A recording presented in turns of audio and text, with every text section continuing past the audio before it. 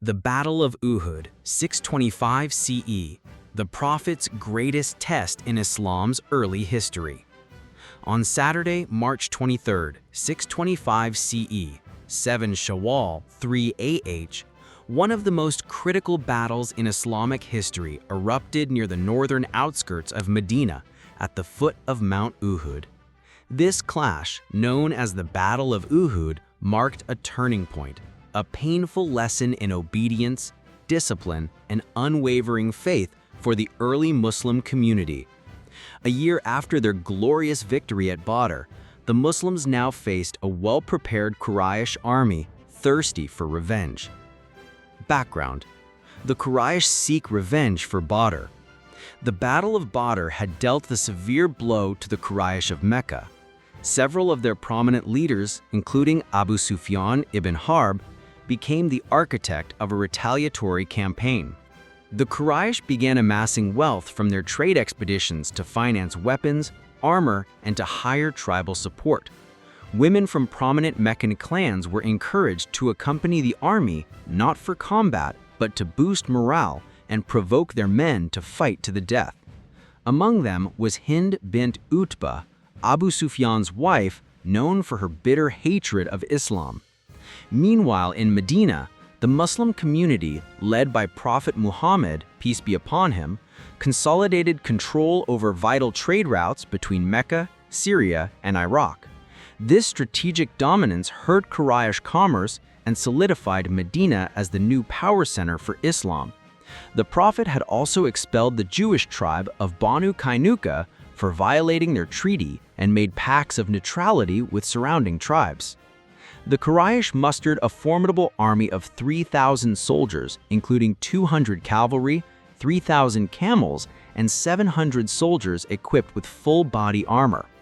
Abu Sufyan commanded the army, with Khalid ibn al-Walid leading the right-wing cavalry and Ikrimah ibn Abu Jahl commanding the left wing. The Quraysh also brought along 15 women to sing and cheer their warriors into battle.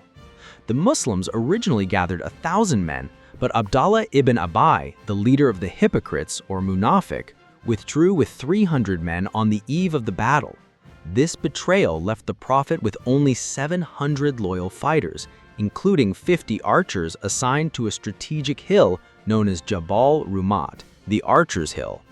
Mushab ibn Umayr held the Islamic standard, Zubair ibn al-Awwam and Miqdad ibn led the cavalry, and Abdallah ibn Jubair commanded the archers.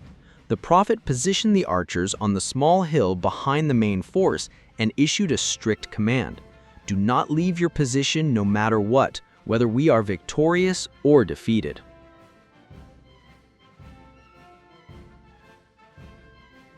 Initial movements, strategic positioning near Mount Uhud. The Quraysh army advanced towards Medina and camped near Ainain, a location just outside Mount Uhud, roughly 4 miles north of the Prophet's mosque. The Muslims met them there, positioning themselves with Mount Uhud behind them to prevent a rear attack and to funnel the Meccan cavalry into narrower terrain where their mobility would be limited. The Quraysh army was divided into 3 segments: right wing, left wing, and center infantry. Their standard was held by Talha ibn Abi Talha from the clan of Banu Abd al-Dar. On the Muslim side, the positioning was cautious but firm, anchored by archers who would play a decisive role. The battle began, with 3 duels between the warriors of both sides, won convincingly by the Muslims. Encouraged by this start, the Muslim infantry advanced and overran the Quraysh lines. The Meccans began retreating, and the Muslims started chasing them. The archers on the hill, seeing the Quraysh flee and war booty left behind, thought the battle was over. Despite Abdullah ibn Jubair's warning, most of the 50 archers abandoned their post to collect spoils. This single act of disobedience would prove catastrophic. The turning point. Khalid ibn al-Walid seized the moment. He led his cavalry in a sweeping maneuver around Jabal Rumat, attacking the few remaining archers from behind and overrunning their position.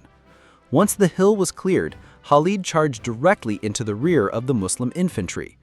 The Muslims, now caught between a renewed Quraysh front attack and Khalid's cavalry from the rear, fell into chaos.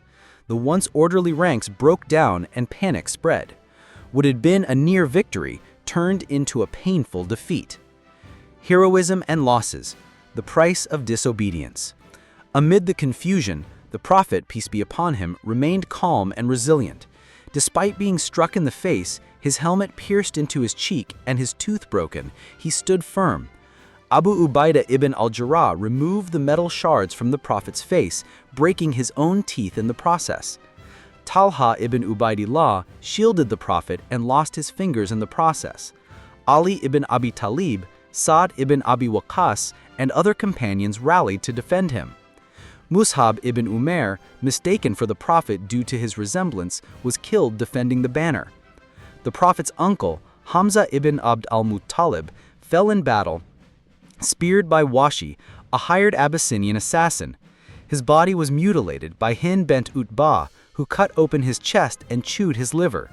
In total, 70 companions were martyred in the Battle of Uhud, including Abdullah ibn Jahsh, Hanzala ibn Abi Amir, and Abdullah ibn Haram.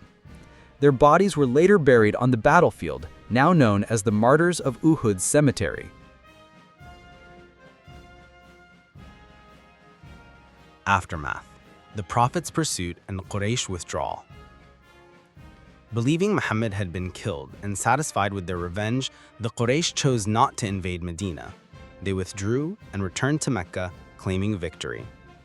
However, the Prophet ﷺ rallied his wounded companions and pursued the enemy to Hamra al-Asad, about 10 kilometers away, to show that the Muslims were not defeated in spirit.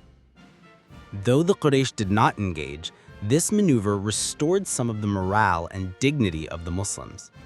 The Prophet returned to Medina and focused on rebuilding and correcting the spiritual flaws that had led to the setback. Divine lessons, Surah Ali Imran, and the trial of faith. The defeat at Uhud was not final, it was a test. The Qur'an in Surah Ali Imran 3:140-179 reflects deeply on this event. These verses highlight that victories and losses are both part of Allah's divine plan, and that true believers must remain steadfast in all circumstances. Do you think you will enter paradise while Allah has not yet made evident those who strive and those who are patient? 3:142. Muhammad is but a messenger. Other messengers have passed away before him. If he dies or is killed, will you turn back on your heels? 3:144. So do not weaken and do not grieve, and you will be superior if you are true believers. 3:139. These verses underscore obedience, discipline, and steadfastness are essential for the success of any Islamic movement, not just military strength. The legacy: a battle of spirit, not numbers. The Battle of Uhud stands today as more than a clash of swords. It was a spiritual trial. It demonstrated the consequences of disobedience, the importance of unity, and the true cost of victory. Though the Muslims were defeated militarily, they emerged with a deeper understanding of their faith and the responsibilities that came with it. Through wounds, blood, and sacrifice, the Prophet and his companions laid the foundation for future strength. Uhud was not the end, but a turning point. From this crucible of hardship, the Muslims would rise again, stronger, wiser, and more united than ever.